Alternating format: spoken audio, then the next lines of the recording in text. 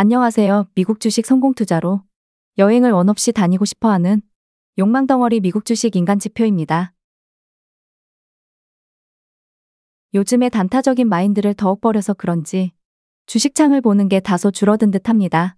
하지만 언제나 주식 공부의 끝은 없듯 매일매일이 어려운 듯 합니다.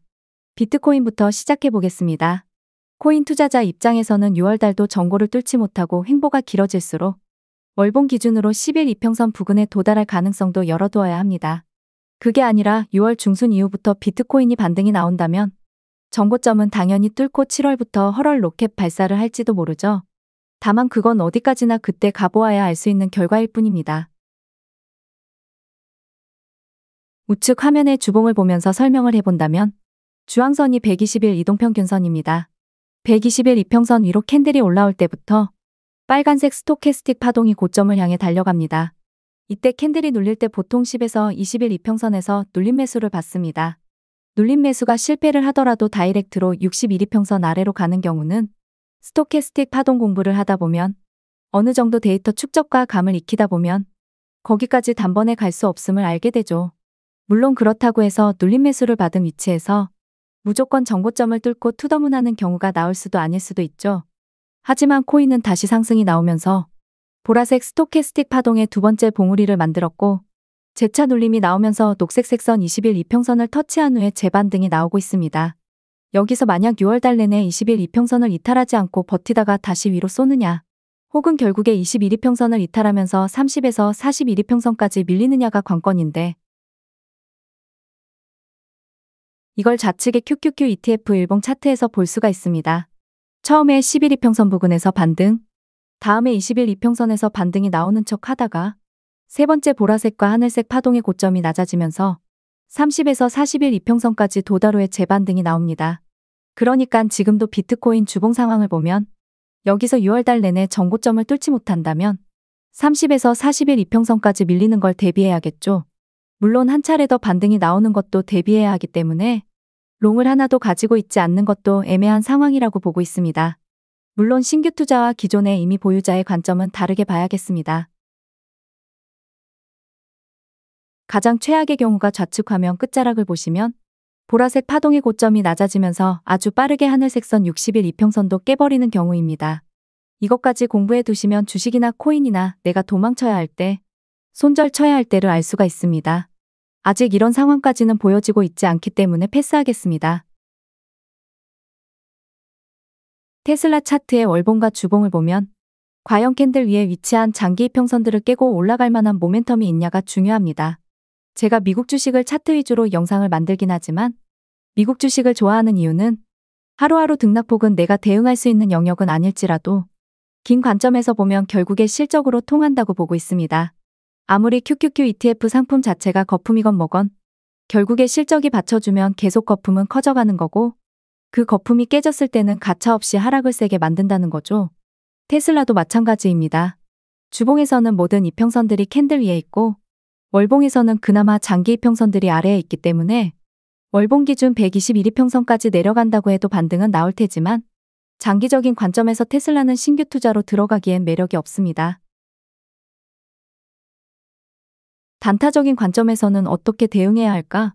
저라면 주봉에서부터 시작을 할 것 같습니다. 물론 주봉에서 시작하면 바닥에 매수는 못할지라도 물렸을 때 기회비용 시간 정신적인 스트레스에서 벗어날 수가 있습니다. 반등의 기본이 바로 20일 이평선 위로 캔들이 올라오고 난 뒤에 재차 눌릴 때 20일 이평선에서 매수를 받는 것입니다. 1차 반등은 무시해버리고 떨어지는 칼날과 바닥에 매수하는 걸 배제하고 1차 반등이 나오면서 20일 이평선 위로 튀어 올라오고 난 뒤에 재차 눌릴 때 이걸 보통 2파라고 표현을 하기도 하죠.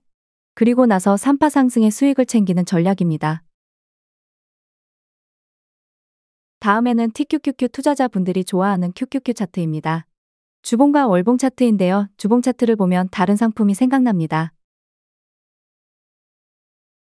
나스닥 그리고 반도체 비트코인 거의 파동들과 이평선이 커플링입니다. 저는 비트코인 또한 미국 기관에서 들어왔기 때문에 결국에 나스닥과 동일하게 움직일 거라고 보고 있습니다. 내가 당장 나스닥이 6월 이후 큰 하락이 온다고 본다면 비트코인은 주봉상 30에서 40일 이평선까지 밀리는 걸 대비해야 되는 거죠. 다만 아직 저는 6월에 조금은 센 눌림이나 조정장 수준으로만 보기 때문에 비트코인은 주봉상 21이평선을 살짝 이탈하는 건 용인할 수 있지만 41이평선을 이탈하는 캔들 움직임까지는 나오지 못할 거라고 보고 있기에 현재 롱 물량을 물리더라도 어느 정도 보유하고 있습니다. 좌측은 QQQ 차트이고 우측은 SOXX 반도체 차트입니다.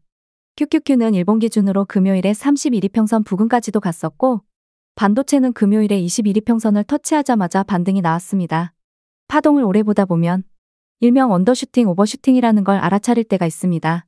물론 현재 스토캐스틱 하늘색 소파동이 내려가는 추세라서 결국 시간의 문제일 뿐 20일 이평선까지 밀리는 걸 알 수는 있었으나 보라색 파동이 이제 고점에서 살짝 내려오는 와중에 금요일에 저렇게 밀어버리는 건 일명 언더슈팅입니다. 언더슈팅이 나오면 대부분 기술적 반등이 무조건 나오게 됩니다. 그게 단지 기술적 반등으로 끝날지 추세를 다시 돌릴지는 좀 더 지켜봐야 하는 거고요. 이걸 좀 더 스토캐스틱 관점에서 풀이해보면 녹색 파동이 이제 고점으로 도달하고 있습니다. 이럴 때는 캔들이 21이평선을 이탈하면 바로 매수를 무조건 들어갑니다. 그게 단지 기술적 반등으로 끝날지라도 무조건 단타로라도 수익은 낼 수가 있기 때문입니다. 그 후에 기술적 반등으로만 끝날지 한 번 더 상승 추세를 만들지는 좀 더 지켜봐야 하는 부분입니다. 만약에 화요일까지 캔들 위 빨간색 선 10일 이평선을 깨지 못하고 주가가 저항을 맞는다면 60일 이평선까지 밀릴 가능성이 높아집니다. 이럴 때는 보통 스탑로스를 걸어두죠. 월요일에 상승했을 때 풀매도 하기에도 애매하기 때문입니다. 화요일에 갑자기 장대양봉 뽑으면서 10일 이평선 위로 쏘면 다시 들어가기 애매하고 화요일에 갑자기 장대음봉 터지면서 21이평선을 이탈하면 대응하기가 어렵기 때문에 어느 정도 익절 물량을 가져가고 스탑로스로 손절가를 정하는 게 가장 현명하다고 판단하고 있습니다. 물론 현금 비중이 많고 평단가도 높지 않는다면 60일 이평선까지 밀렸을 때도 어찌해야 할지는 본인 스스로 판단해야겠죠. 익절을 하면서 다시 매수로 접근할지 하락을 까지고 버텨내면서 추가 매수로 대응할지 20일 이평선 부근에서 반등이 나왔는데 정고점에서 쌍봉이 나온 후에 120일 이평선까지 차근차근 내려왔던 과거 차트입니다. 일봉만 보고 판단했다면 무서웠을 수도 있지만 주봉에서는 보라색 파동이 저점을 낮추지 않았기 때문에 무조건 매수받으면 더 크게 먹을 수 있었던 위치였죠. 주식을 볼 때 월봉 주봉부터 시작해서 일봉 시간봉 순으로 보는 게 정석이라고 보고 있습니다. 물론 내가 매일 단타적인 투자로 임한다면 월봉 주봉은 사실 볼 필요는 없다고 봅니다. 현재로 돌아와서 주봉을 보면 6월에 주봉의 소파동이 아래로 내려온다고 할지라도 6월에 나올 수 있는 캔들이 4개니까 소파동의 외봉 하락힘만으로는 주봉의 보라색 파동을 이전 저점보다 아래로 밀 확률이 매우 적습니다. 그러니 일단 확률적으로 6월의 주봉에서는 큰 하락 패턴까지는 만들 수가 없습니다. 다만 일봉에서는 120일 이평선까지 밀리는 건 너무나 쉬운 일이겠지만요. 6월 첫째 주에 나올 수 있는 패턴이 일본 기준으로 일단은 10일 이평선을 깨고 캔들이 올라오는 게 가장 중요하고 그렇지 못하고 계속 10일 이평선에서 저항을 맞는다면 아주 순식간에 61이평선 아래로 이탈할 가능성을 열어두면 되겠습니다. 계속 21이평선에서 지지받을 때 항상 스탑로스를 걸어두던가 혹은 121이평선까지 밀릴 걸 대비하고 현금 비중을 관리하던가 미리 다 팔고 나면 꼭 위로 쏘니까 이 부분에 대해서도 관리해야죠. 그리고 나서 이제 이렇게 캔들의 이슈를 만들 요소가 뭐가 있을지 화요일에 발표할 경제지표 졸트가 원인이 될지 목요일인지 금요일에 발표할 비농업 고용지수가 원인이 될지 사실 어떤 게 원인이 될지 알 수가 없습니다. 이상으로 긴 영상 마무리하겠습니다.